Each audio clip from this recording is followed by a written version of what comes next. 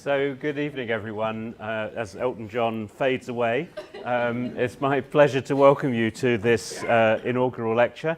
It's great to see so many people here at the Exchange, but I also want to say a big welcome to everybody who's joining us online.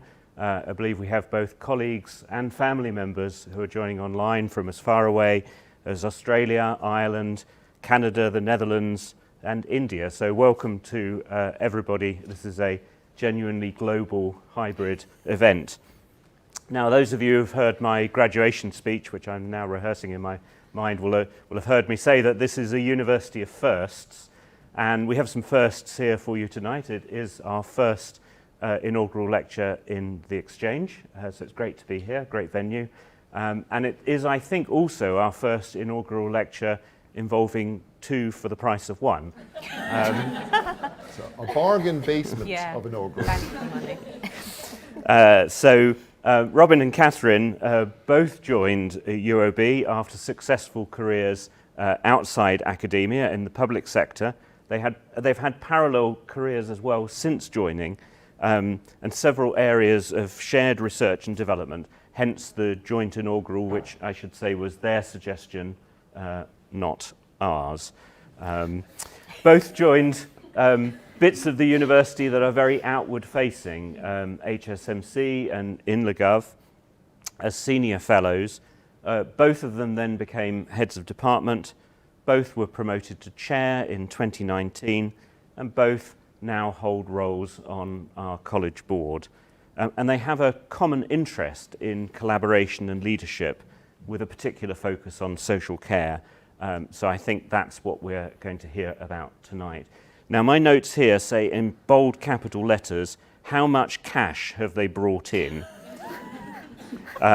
Which apparently the answer is, between them, over £16 million in grants as PI or COI, £4.5 million in executive development, and £500,000 in CPD and consultancy, which is pretty amazing. But of course, it is not about the cash. It's about the ideas, and that's what we're going to hear about.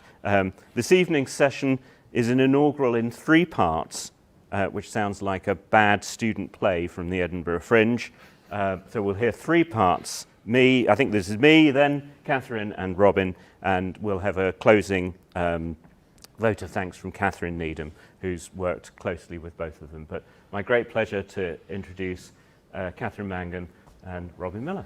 Over to you. Thank you.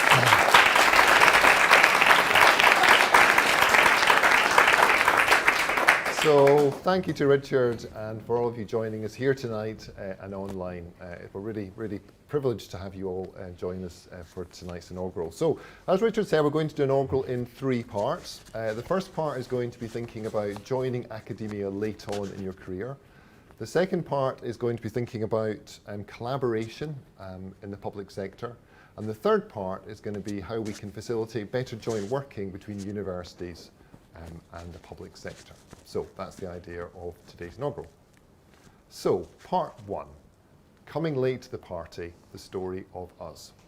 So my first contact with university was in Glasgow, where I began to study medicine. And I did that for 2 years, quite enjoyed it, did quite well.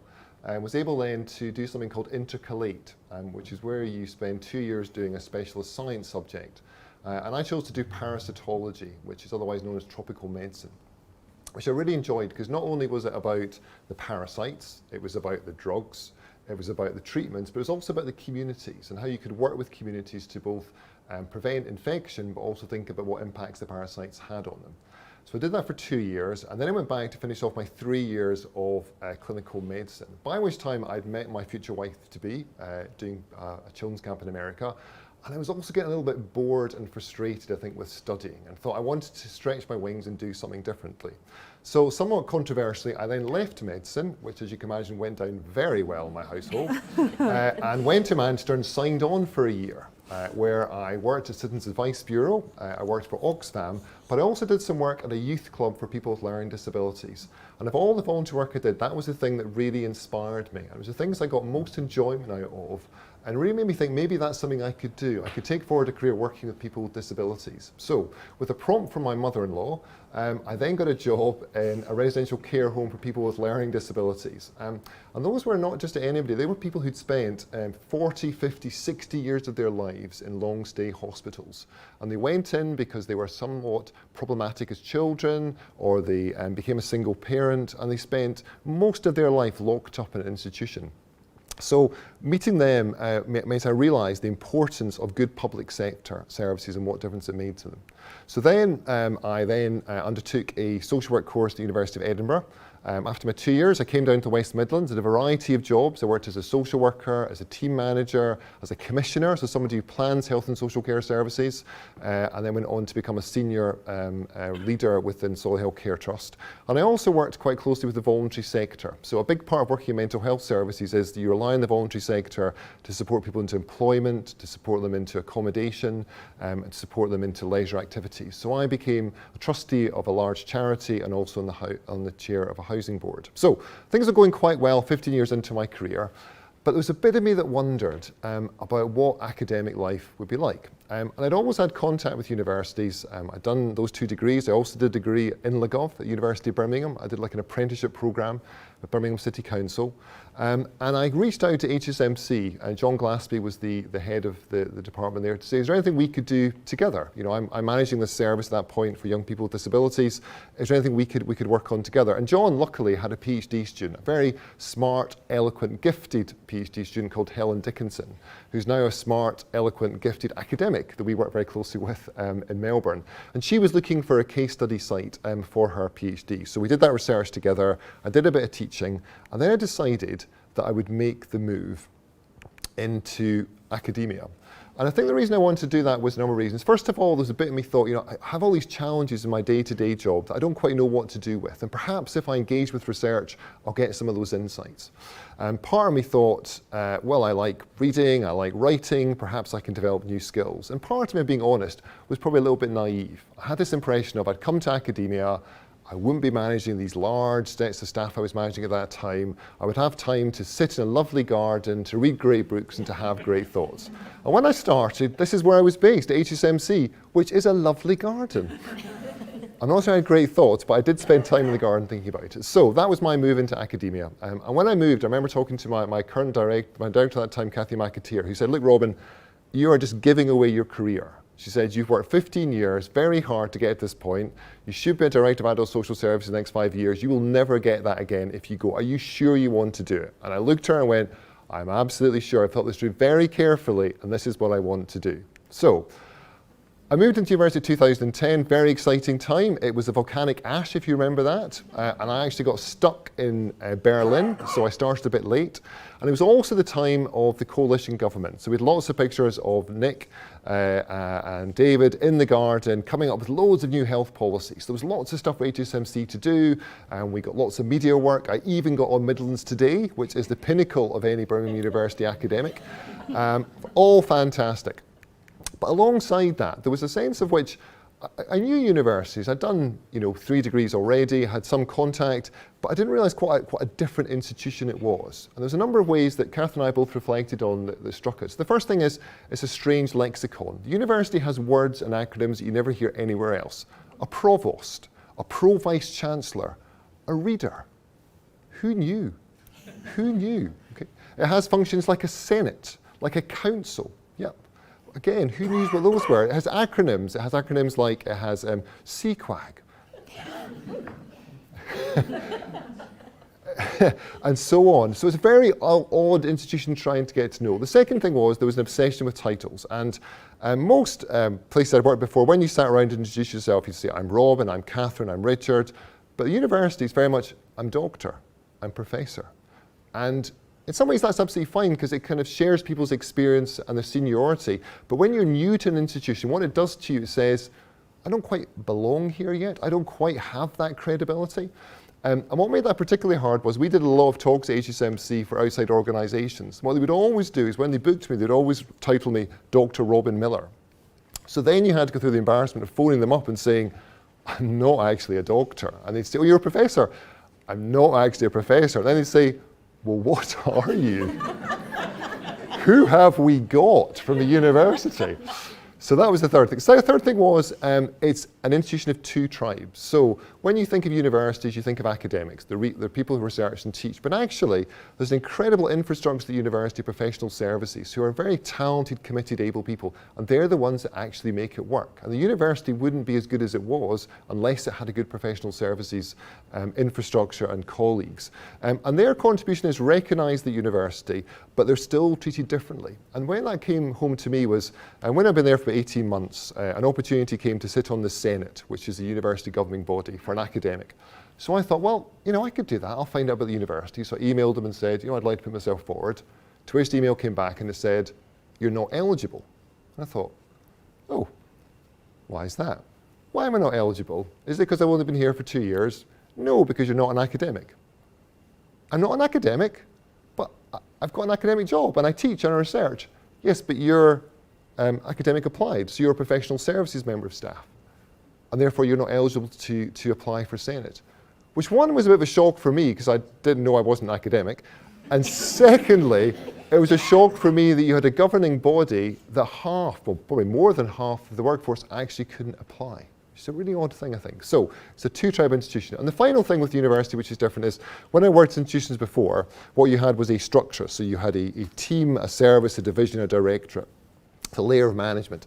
The university way that works is people take turns in responsibility. So they maybe pick 20% of the time, 40% of the time, 50% of the time being director of teaching, director of research, director of department, but they do that for 3 years, 5 years, perhaps longer, but only exceptionally. And what that means is it's quite a fluid operation. And that also ties into promotion, because again, I was used to if you wanted to get more money, to get more higher up, you applied for a job and you got it. The university is not like that. You basically get rewarded for your contribution. And certainly in the old days when we first started, less so now, it was quite opaque as to what you needed to do to get promoted. So it felt quite a difficult institution to be in as a new starter. So then I thought, well, what can I do to become an academic then? So I could get a PhD. That's the first thing. So I thought, I'm going to do a PhD. I started to write a proposal, draft that up. And then I thought, well, I could write a book. Because if you write a book, you're definitely an academic. Okay, you're definitely kind. And I'm quite good at coming with ideas. So the publishers came around the university and I said we could do a book on social enterprises in health and social care, which I'd done a lot of work with two colleagues, Ross and Kelly, HSMC. So I got the book deal, absolutely fantastic. I was lead author. As Vicky will tell you, I was very excited having a book. It's very good.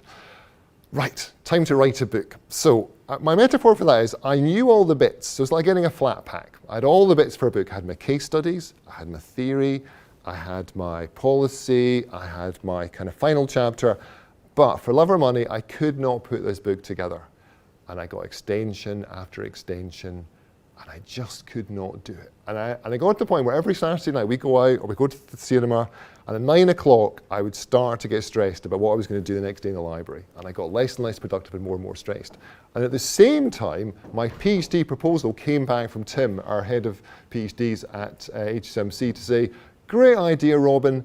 Where's the theory? Where's the methodology? Where's the research?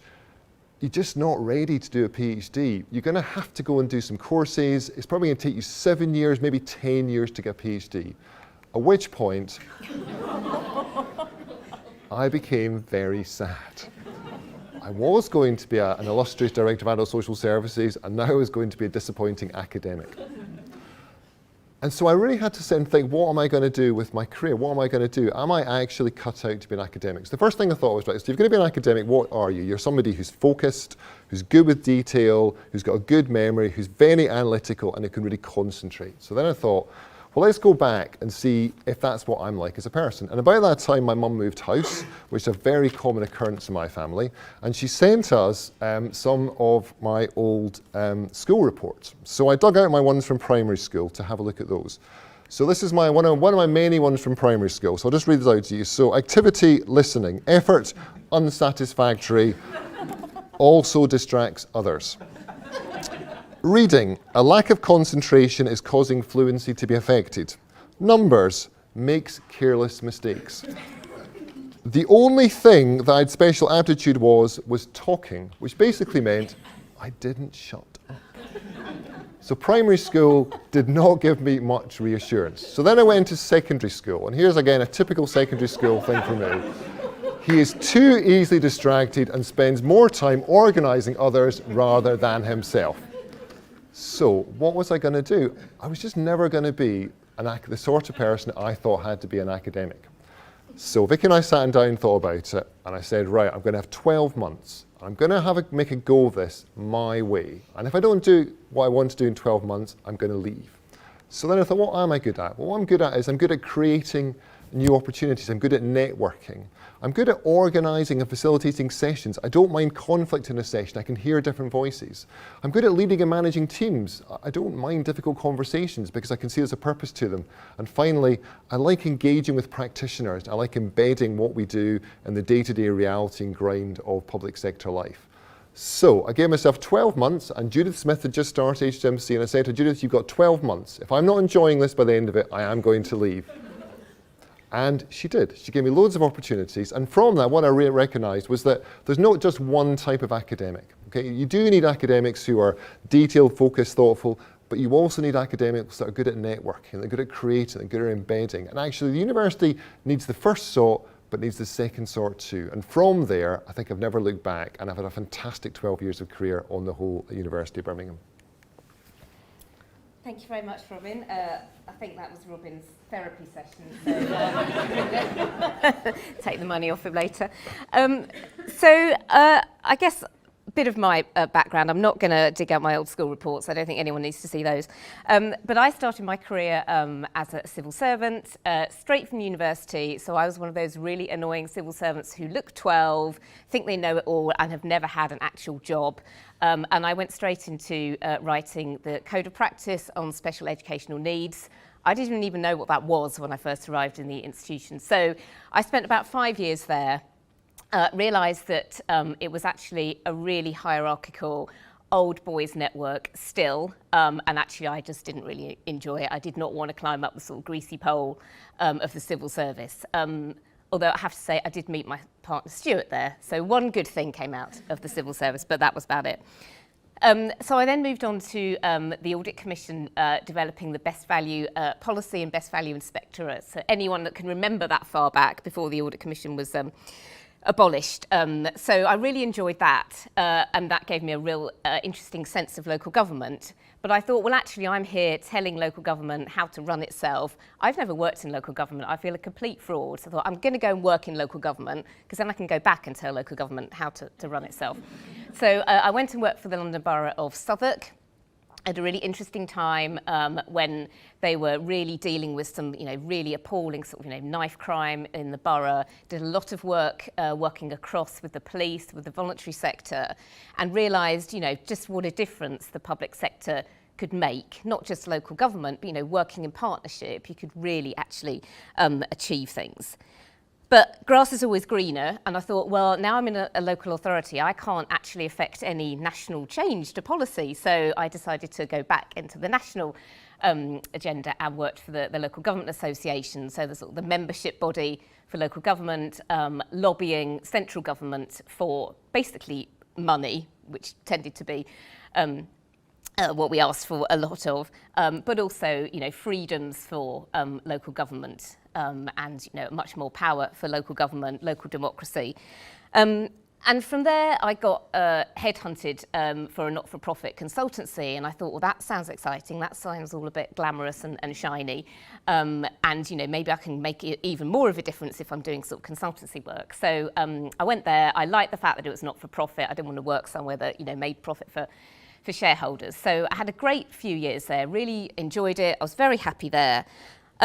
But the gleaming spires of Muirhead Tower came calling via a colleague who used to work at the consultancy and had moved to the Institute for Local Government Studies here at Birmingham. And she said, we really need someone to come and head up the consultancy. You'll have loads of freedom. You can basically do what you want. You can grow it for us. I thought, that sounds great. We were interested in moving out of the southeast because it got really sort of busy. And we thought, well, Birmingham sounds all right. It's somewhere up north, isn't it? That sounds all right. So we basically moved to the University of Birmingham. And when I was interviewed by the then head of college, Edward Peck, he asked me whether I thought I could cope working in a large bureaucracy. And I was very dismissive of this because I thought, well, I've worked in local government, I've worked in the civil service, of course I can work in a large bureaucracy. But I have to say I was not prepared for the level of bureaucracy at the University of Birmingham, certainly as was then. And I think the big thing for me, as Robert says, so my whole career up until that point was just not valued, not recognised. I was basically starting from scratch.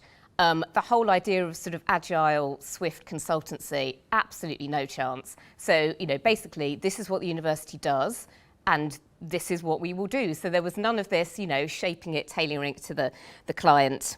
There's this whole thing called ethics approval. We'd never done that in any consultancy or any research that I'd ever done. So this whole massive process that I suddenly had to go through to get approval to do a piece of work for a client was like, oh, this seems to be taking longer than I expected. And obviously clients don't want to wait. So that was all a bit strange. Contracts. I mean, I have lost count of the number of pieces of work that I started without a contract and also finished without having a contract in place. So, sometimes you just have to wing it, don't you? And also, when I first arrived, and I think only just in the past couple of years, we've only just got rid of paper expense forms. Local government got rid of those about 20 years ago, and I thought local government was backwards. Anyway, so it was all a bit of a sort of a shock to the system, I think, really. And also, the whole institution was just labyrinthine. So it took me quite a long time to realise I was actually part of a school, which was called Government and Society in those days, now government, let alone a college. I didn't really know that sort of, whole hierarchy existed. And also, as Robin said, I was this very strange thing called a senior fellow. So it's actually academic related, not academic. So I kept getting invited to all these sort of, Birmingham professional things. I was thinking, should I be going to this? Because I'm not in professional services. But as Robin was saying, I also didn't really get invited to the academic side of things either. So it was all a bit strange. And I was at a bit of a loss, but it was all right. It was, a nice commute. I didn't have to commute to London anymore. It was, nice colleagues. But in the words of Gloria Gaynor, I did feel I'm gonna survive this. But as Robin said, it was a tough few years. I suppose the strategy that I found like-minded people. So there was a bit of a running joke that everybody who worked in Institute of Local Government was called Catherine at that time. So I worked with Catherine Needham and Catherine DeRose really closely. And we did, interesting things like setting up the Win-Win Network for women in academia. I found Robin, which was great. We did some health and wellbeing board scenarios together. We started teaching on a joint module. And I took sort of different opportunities. So I went for the director of the Public Services Academy that time, which was a sort of partnership between the university and Birmingham City Council. No longer is this, sadly, but it was a sort of, front door to the university for public services. And that was great for a while because that really played to my strengths and my interests. I also took on the head of department role.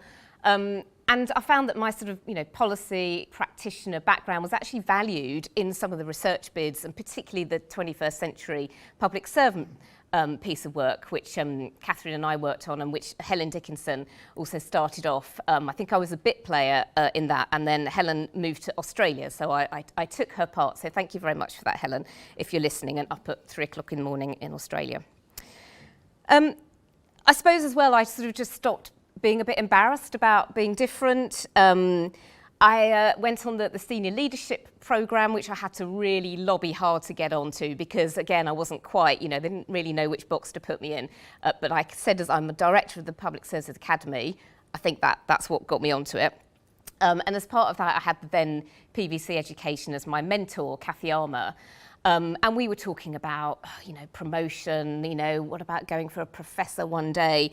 And I was really anxious about this because I just thought, someone's going to look at my CV and just, laugh. And actually what she said was, well, yes, you are different, but you're equal. And I thought that was so helpful because it just made me think, I'm not a less person, I'm just a different person, and I'm going to focus on the difference. I guess one of the things that Robin and I have both done is, understand the rules of the game in terms of that difference and possibly how to bend them a little bit. So there was no route for promotion from senior fellow to chair. That just doesn't exist because it's academic related to, senior academic, and that's just not a thing that happens at the university. And we both talked to HR colleagues, and eventually I went to see Tim Jones, the provost, because I'd worked out what provost meant by then and I knew it was important. And he said, basically, just go for it anyway, let's just see what happens. So Robin and I were really quite anxious about doing this, but we did it. And that was a very stressful time. But thank you to all of those colleagues that read things and gave advice on things. And ultimately, we were successful. Just a question to the audience. Who knows what the third picture is? Show of hands. This is probably a generational issue. Anyone like to hazard a guess? Professor Yaffo, thank you. I feel I've found my people. So, Professor Yaffo from the children's programme Bagpuss. So, basically, my family's frame of reference for becoming a professor is basically Professor Yaffo. He's the only professor that my family have ever heard of or really understand, that's a serious person that says wise things. So when I was promoted, I just texted my parents a picture of Professor Yaffo saying, guess what? I have to say it took them quite a long time to guess what had happened, but eventually they got it, and obviously very proud, although they still don't really know what I do. I'm going to hand back to Robin. Thank you. So why is this important? So this is our story, but it's also other people's story as well. And we have seen colleagues at university during our time here who've come in from different kind of careers, but struggled to make their way in a university and to make their way in academia. And the danger here is, first of all, that academia will lose valuable experiences and skills that it needs. If it wants to be relevant, it wants to be applied, it needs to have people from different backgrounds.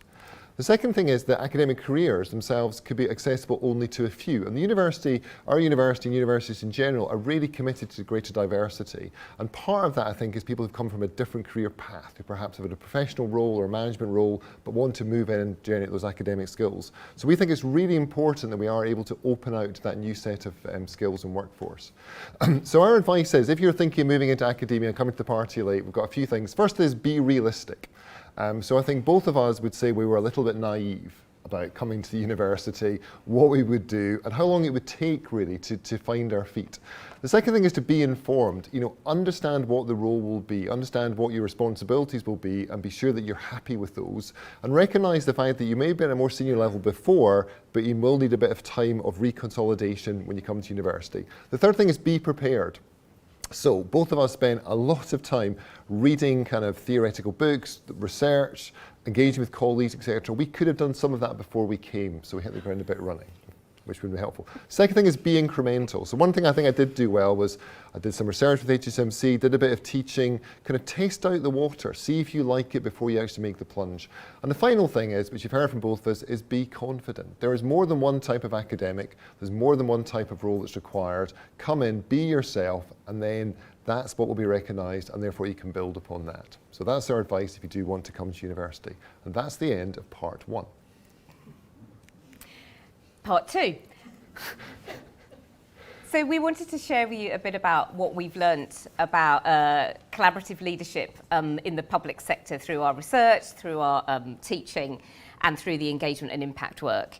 So this section is about, are we talking more about a rave than a waltz? And I can attribute that to my colleague, Christopher Pietroni. So we've written a chapter about this, and it refers to the fact that leadership in the public sector is not something where there's a clear pattern of steps, something that's been set down before that others can follow. It's much more about making it up as you go along. And you might have heard some of the rave music as you were coming in, just to celebrate some of that. As academics, we like to come up with our own definitions of things. So Robin and I have had a go at our definitions. I won't read them out to you, but you can challenge us around these over drinks afterwards if you'd like to. I guess just to draw out a couple of things. So when we're talking about public sector, we're actually talking about a very diverse mix of institutions. So it's not just local government, it's not just the NHS, the police, it's also a myriad of voluntary sector organisations, the private sector as well, who actually deliver our public services. So it's a really complex system. And also to pick up in terms of like leadership and collaboration, it's all about diversity and difference. And even though we're trying to sort of achieve a shared aim, there are many sort of different motivations and levers and reasons why we can't all just be facing in the same direction in a really obvious way. So the public sector is a real complex system, and that's why collaborative leadership is so crucial. The challenges that the public sector has to address, our societal challenges are so complex, what's known as sort of wicked issues. Any of you that work, in public management, public sector, this term of wicked issue is something that's really come to the fore. And that means that no one leader, no one organisation can actually tackle these challenges. It became this really sort of, the lexicon we were talking about, this idea of a complex adaptive system, which is something that Robin and I played a bit of sort of, terminology bingo quite often, see how many times somebody would say complex adaptive system during a webinar, and it was lots. But it's generally true, so it's really complex. We don't often know if we pull one lever here in the system, what is it going to do to the rest of the system? It's not obvious how we tackle some of these key challenges. But the public sector is really siloed. So this figure shows the obesity system as sort of drawn by the Department of Health to try and work out, what are the different players in how we tackle obesity and how can we sort of pull different levers to try and change this. So, for example, if we implement a sugar tax, what will that do to the system? Well, actually, probably not very much if housing developers are still going to create, housing estates where you can only drive, for example, or if, a local authority implements parking charges for green spaces use. I don't know who might do that, but some might. So, organisations are driven by very sort of different motivations, even within the same organisation. Different funding streams, different needs to make profit, to keep their reputation, to get re-elected. So it's a very sort of complex system that we're looking at, very hierarchical and sort of multifaceted. And within our work, we've tried to sort of engage and unpick some of these real knotty issues. So our sort of funded research and evaluation, we've particularly looked at the future roles and skills that our public servants might need in terms of being able to work effectively in this space. We've looked at trying to understand how the health and care services interact and how the professionals within those systems understand each other, work with each other, and come to better working relationships. Through our executive development and our CPD, we've tried to help senior leaders understand perhaps the ways that they can be effective leaders within this system, and particularly the degree apprenticeship programs that we've been delivering over the past couple of years has really enabled us to work with a fantastic sort of senior to middle layer of local government in particular across England. And I think there's starting to become a real sort of critical mass now of leaders who understand that they have to lead in very different ways in this world. I mean, Robin's done a lot around strength-based leadership. So, how can we use the strengths within the system to develop leadership approaches? We've had the National Aspiring Directors of Public Health programme, and what was fantastic about that is so we've been running this programme for maybe 5 years, and as part of that, do media training with the Directors of Public Health to help them understand their sort of leadership role within the system. And obviously, as soon as COVID hit, they became the sort of poster boys and girls for COVID. They were on the TV all the time, on Midlands Today, pinnacle of their career, obviously. So it was just really great to see the fact that, the kind of things that we'd been instilling in them was then played out as they were sort of, taking forward this really huge responsibility. We've also been delivering the National Graduate Development Programme for local government graduates over the past possibly 8 years, I think. I'm looking at Christopher, for a nod. Yeah, so, again, really been instilling these sort of values and different ways of working into people moving into local government.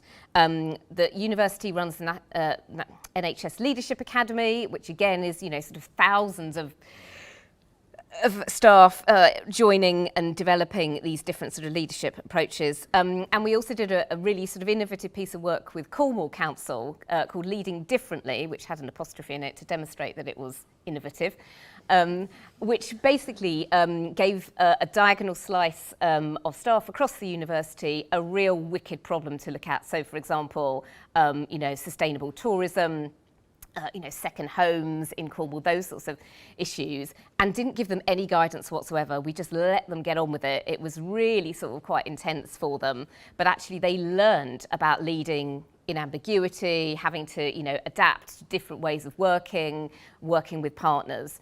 So that was a real innovative programme, which they've repeated.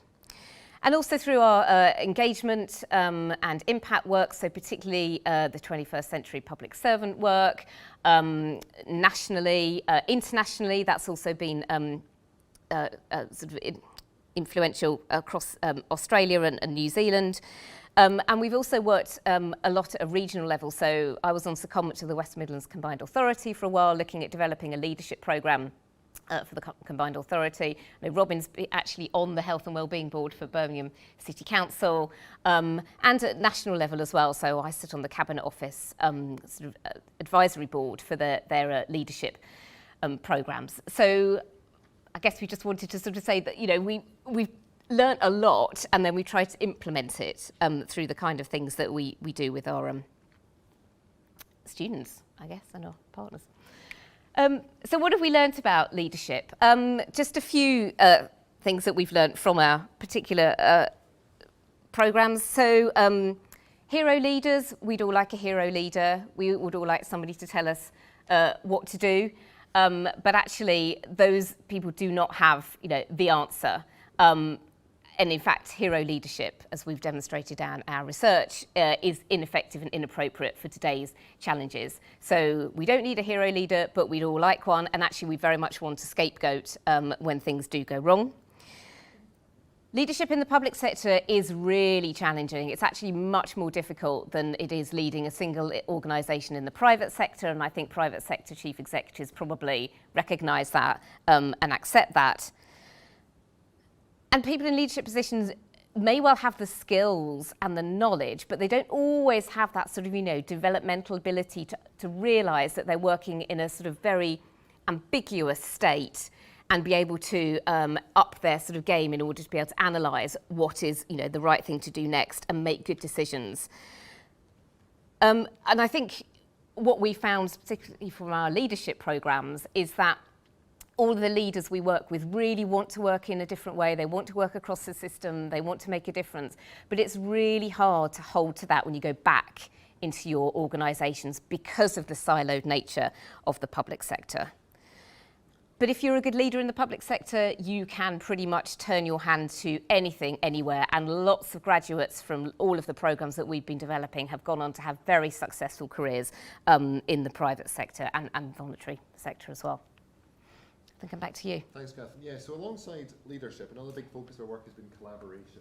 And that could be collaboration between health and social care, between acute and community care, between statutory sector and the voluntary community sector. And here's some pointers that we've got from that. The first thing is that we've been trying to get health and social care in particular to work together better for 40, 50 years. We can go right back to the 1960s to have a national directive which said local authorities should work better with hospitals. And then an evaluation 4 or 5 years later that said this isn't going very well. But even though we've tried to do that for a long time, the rationale for doing it is just as strong. And one of the projects that we're doing at University of Birmingham with John Glaspie, my colleague, and Changing Our Lives, a self-advocacy group, is looking at people with a learning disability or autism who've gone into hospital for a short period of assessment and treatment because they've got mental health difficulties or challenging behaviour, and they end up staying there for 5, 10, 15, 20 years. And you can imagine the impact that has on them in terms of their self-value, in terms of their behaviours, in terms of the mental health difficulties, and also in terms of their families being separated from them for such a long time. And one of the major reasons they struggle to come out is because of the degree of collaboration that's required. Not only do you need the hospitals to collaborate with the community health services, but also with the local authorities, with the social work teams, with the housing providers, with the care providers, with the family. And actually, it's very rare that happens. And what it should be is that usually we enable that to work, and once in a while it doesn't. Whereas actually what it is usually it doesn't work, and once in a while it does work. It's almost a surprise when somebody actually gets out and they remain in the community. So that need for collaboration is just as strong as it's ever been. The second thing is, over the last 10 years since we had Nick and David in government, we've recognised the need for collaboration. But just recognising the need for it is not enough by itself. There's a huge amount of effort that's required in order to make collaboration the reality on the ground. The third thing is we're often very naive about what's required and what can be achieved in a short timescale. So one of the projects we did at HMC was a national evaluation of a project in Wales called the Price Setters Programme. And that was about supporting innovation in primary care. It was a good programme in many ways. It gave each health board a flexible pot they could invest in their primary care teams, who either would come up with a new idea or would try and expand an existing idea. So that was all very good until it got to the end of the programme. And basically to carry on the funding, they then had to demonstrate one thing and one thing only. Did it save money? Did it reduce hospital admissions? So at the beginning, what we constantly do with integrated care is we say, does it lead to better quality of life? Does it improve our workforce? Does it address inequality? But at the end of it, what we generally say is, does it save money? And the reality is, these are such complex systems, as Catherine was saying, we're very rarely allowed to save substantial amounts of money at the end of 3 years. We need to give integrated care and collaboration a longer timescale to develop. And the reason for that is, firstly, that the system is designed the way that we have made it, and we have made it to malfunction. And perhaps the most profound and distressing example of that, I think, was during COVID. As we know, at the beginning of COVID, there was a real concern about hospitals, and I think we can all understand that. But to protect hospitals, what they did, one of the things they did was they discharged older people into residential care homes. They didn't test properly, they didn't give the care homes the protective equipment they required, and they didn't give them the support they needed. So what happened? Thousands of people died unnecessarily. Thousands of people that could have been prevented. And I don't think that was because people in the Department of Health and Social Care didn't care. It's because they fundamentally didn't understand how the system was set up to work. And when push came to shove, they went to what they knew, and what they knew was hospitals, and how hospitals functioned. And it's a very profound and distressing example of why we need to collaborate better. The fifth thing is, along with the system, we need to think about the people. And when you've got someone who's trained to be a professional, whether it's a social worker, a doctor, a nurse, or whatever, they spend a lot of time and effort in getting a set of skills, a set of experiences, and they often feel quite confident and comfortable in what they do. So if we come in and we say, well, you're going to collaborate in a multidisciplinary team, and you won't make a decision, the team will make a decision, and actually somebody will take on some of your roles and you'll take on somebody else's role, they start to get uncomfortable because they were good at something and they felt confident and secure, and now we're saying to them, you need to do something different. So I think we can understand to some degree why people become anxious, and anxiety is a huge problem and how we address that. And the final thing is, we just don't train people to do it. So there's still a bit where there's more reflection in the professional courses and the management courses of collaborative working, but it's still a very small bit. Often interprofessional education, where we bring professions together, is 1 or 2 days. There's a voluntary module for people who want to do it. We don't fundamentally train people yet to be collaborative. And once they're out and they're professionals, we don't use that to judge if they should still be registered. So if you're a doctor, you have to go through a registration process. Part of that is you don't ask other professions, does this person good to work with me? We don't really ask the patients, do they support me profoundly? Until we do that, we won't make collaboration a requirement in the system. It'll still be a nice to have, not a must have. Thank you. So what have we learned about collaborative leadership? This is an example of collaborative leadership in our house. This is Connor, my rescue dog, telling me that I need to write my blog about the 21st century public servant. This is, people can see it, but this is the cartoons that illustrated all of that research. So what have we learnt? It really needs a new set of skills for our public servants to be able to work in a collaborative way across the siloed system that we've got. So we need public servants who can be resource weavers, brokers, networkers. And as Robin was saying, that's actually quite difficult for people to break out of their silos and to work together in a different way, perhaps giving up funding, giving up the comfort zone that they have of knowing their own sort of professional silo. elected councillors have a really big role to play here. So they are almost, sort of the lay people on the ground, but then also are able to work with a range of different organisations. So elected councillors more and more have to work with GPs, they have to work with organisations like the post office around, letterbox thefts. So actually they are, again, the sort of the brokers and the glue. And I think, not all of them see themselves like that, but actually that role is something that's absolutely critical to broker some of those relationships between public servants and citizens. I guess the real enemy of collaborative leadership is siloed organisations, and we really need to change the culture in a lot of our public services to be able to challenge that and to flourish. A lot of the organisations that are still, 19th century type of, bureaucracies with hierarchies, and actually you need to break that culture down and to become much more fluid, much more porous, agile type of organisation so that others can work across the piece. It is much, much harder to do leadership with others. It's really easy just to sort of, lead your own housing silo, and you know what you're doing, you know what your targets are, you know what your funding is. If you've got to then work with social workers, if you've got to work with elected members, if you've got to work with citizens to think about what this service might look like, how can we co-produce it together, that's actually really hard, and it takes a lot more effort, and it also takes a lot more time. So collaborative leadership is difficult. It also means a lot of compromise often. You can't always get your own way. It also takes longer. So, there are many reasons why people don't want to do collaborative leadership, because actually it's much simpler just to carry on as we were.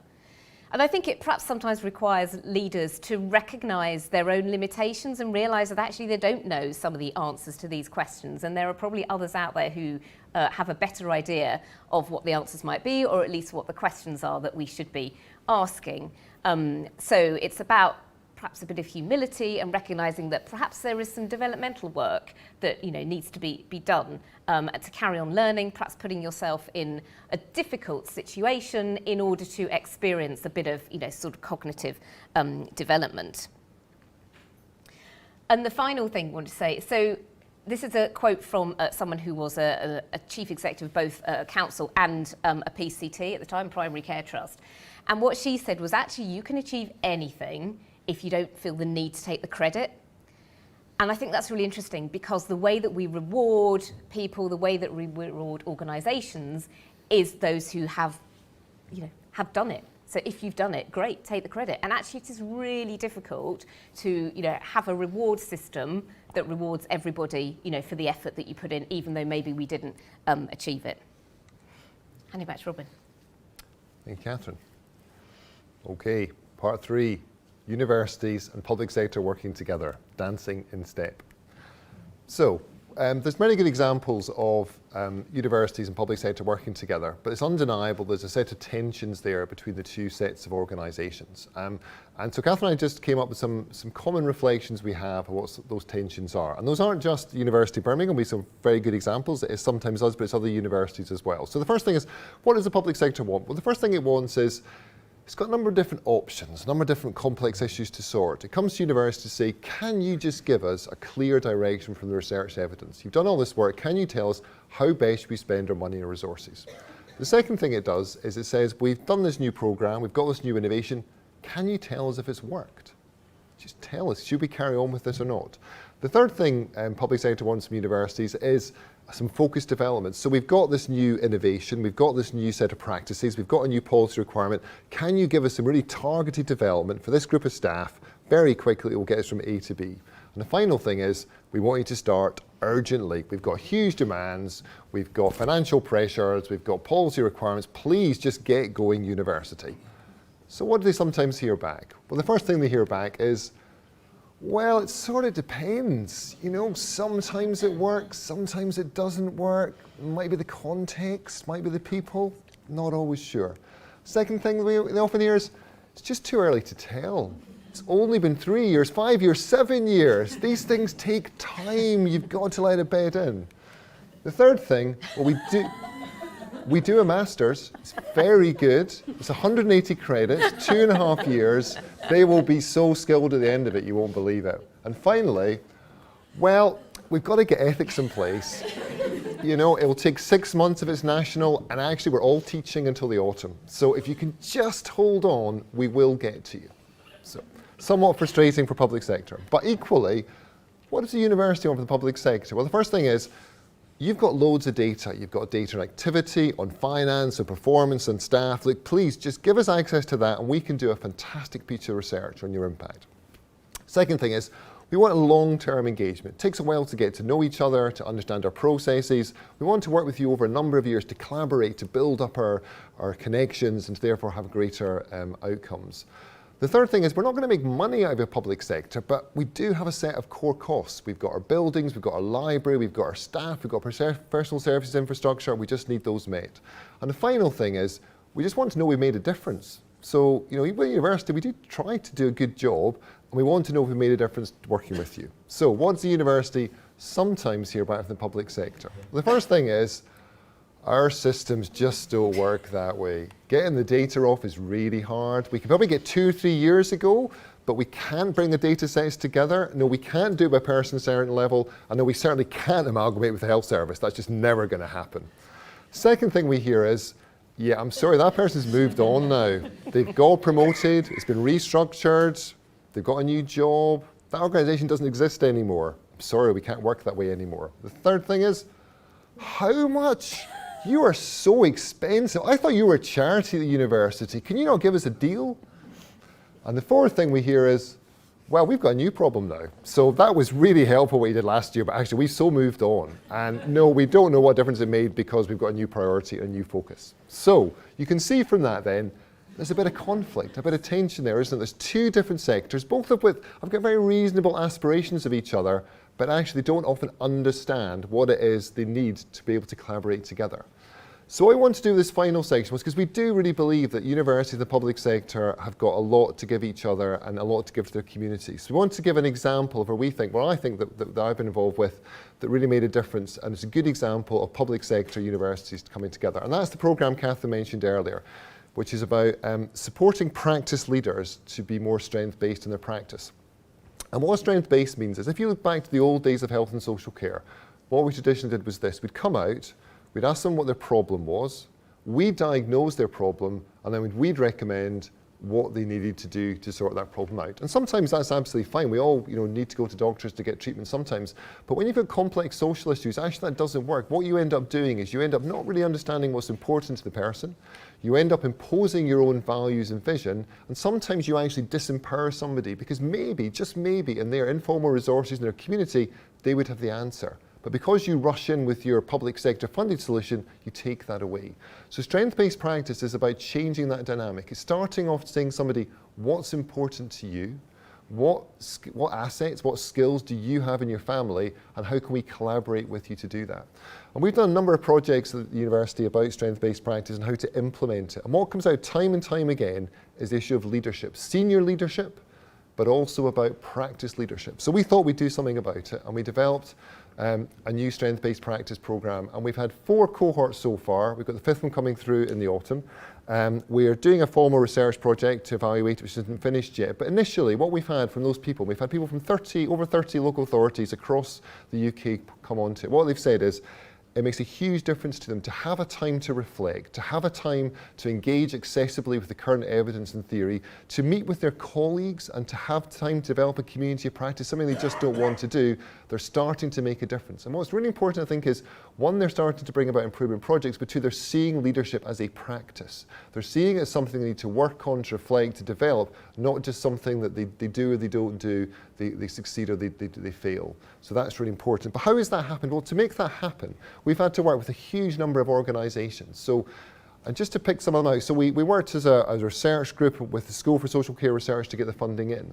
We worked with the West Midlands Teaching Partnership, which is a partnership between the local authorities and the social work education providers in the West Midlands, and they provided the development fund initially. We worked with the Social Care Institute of Excellence, who are a leading improvement body in social care, to develop the programme. They brought their expertise, their local authority contacts, and also their developers and their skill and work-based learning. We work with ADAS in the West Midlands and their practice networks for OTs and social workers. We work with our community advisory board who are here today, some of the members who are people with lived experience who support us in our leadership. We work with a whole host of colleagues at the university and with our wider networks in improvement bodies and other universities in terms of the content. We work with the West Midlands Applied Research Collaboration to get research funding in. We work with the delegates, and we're now going to start trying to work with European bodies and the UniWell to try and take it globally. And what that says is that we can do collaborative leadership between the university and between public sector, but it takes time. We have to invest in it, we have to understand each other. And what's interesting, I think, with this programme for me is that, yes, it's about collaborating around this, but it's also because people have demonstrated collaborative leadership throughout their foundation. The way the teaching partnership was set up, the way the applied research collaboration was set up, meant that when we came to them with an ask or an offer, they could then respond and could take that seriously. So it shows this is a long-term endeavour, that we will get somewhere great, but only if we put the time and the energy in. Thank you. So how do we enable HE and the public sector to work together more effectively, more sweetly? So I think it's about identifying, what are the knotty questions that we want to solve together, supporting each other rather than undermining each other, perhaps sort of going for the same pot of funding. How can we actually, work together to be greater than the sum of our parts? And actually speak with one voice, particularly in a region like the West Midlands. We've got the sort of, real strong focus on levelling up. How can we, the university, work with our public sector partners to have a very strong voice around what we need for our citizens in the region? And I think this is particularly pertinent around funding. So if we're going for a funding bid, let's collaborate around that rather than competing with each other. And let's understand each other's viewpoints, take time to understand where we're coming from, those sort of tensions that Robin drew out earlier about timing, about the answers, about data. Let's have that conversation up front so we understand each other's limitations and come to some sort of compromise. And I think we could share our workforce much better. We could have a much more porous workforce where we have, sabbaticals between universities and public sector organisations, where we have joint appointments, where we have secondments in and out.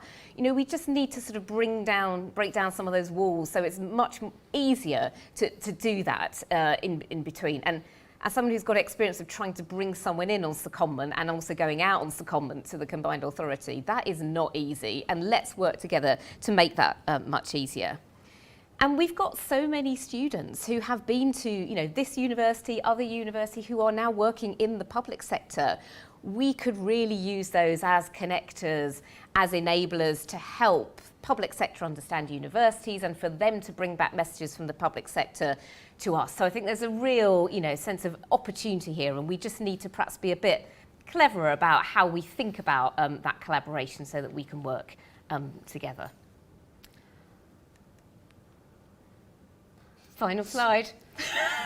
And we don't know what to say. Second. So, finally to wrap up, as Richard said, this is the first ever joint inaugural at the University of Birmingham. Why did we want to do a joint one? And I think it's because we've been really kind of proud and enjoyed and got a lot from our collaborative leadership, haven't we? We're trying to reflect back on some of the highlights that we'd had on that, and we've done a bit of travelling together. We wrote a book. I finally managed to write a book with Catherine and Hilary, and it wasn't as painful as the first one, thank goodness.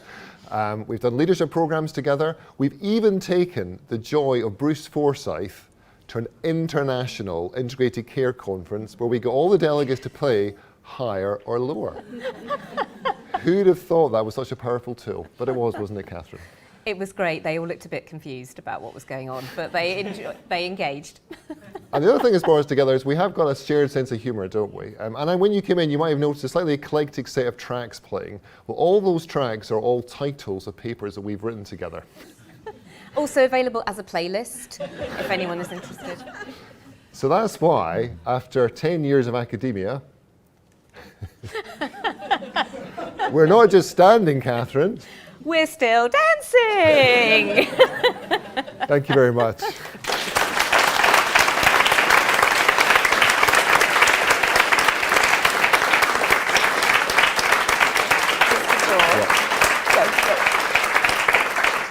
So we're now going to pass on to our esteemed and trusty colleague, Professor Catherine Needham, give the title, to say a vote of thanks. But just to say, while Catherine is doing the vote of thanks, in the back we've got a few slides just to say thank you. And there's loads of people in the audience we'd like to say thank you to as well, but we've just put a few slides up for people who want to say particular thanks to. They'll be in the background. So, Catherine. Thanks, and it falls to me to do the wonderful job of saying thanks on behalf of all of us for such a fascinating lecture. I think we're all listening to it. There's so much challenge there about how universities work, about how we can actually use some of the insights and ways of working that you guys have been pioneers in. So I think there's just some really fabulous challenge and stimulation there. So I think 3 things stood out for me. One was just the quality of the insight in the research that Catherine and Robin have done in their time at the university. I think they've really taken forward some of these ideas of collaborative leadership and brought their own experiences and kind of new ways of thinking about things, which we now lots of us are using in our work. The second is the impact of the research that you guys have done. That I think some of us have, we've been coming kind of more slowly to the world of impact and making a difference. But you guys were there well ahead of us and have really been so committed on a kind of, I think, a kind of ethical level to research that really makes a difference in public services and to people's lives. And then the third is just the kind of warmth and humour that you bring to everything that you do that I think has really come out tonight. You're both fabulous colleagues. Catherine, you and I think started in the same week. Robin, I think you had been there a little bit of time already, but I really feel like I've been on kind of this journey with you. And I've learned such a huge amount from both of you that it's just fabulous, and I really look forward to continuing to work with you from here on. So please do join me in thanking Catherine and Robin.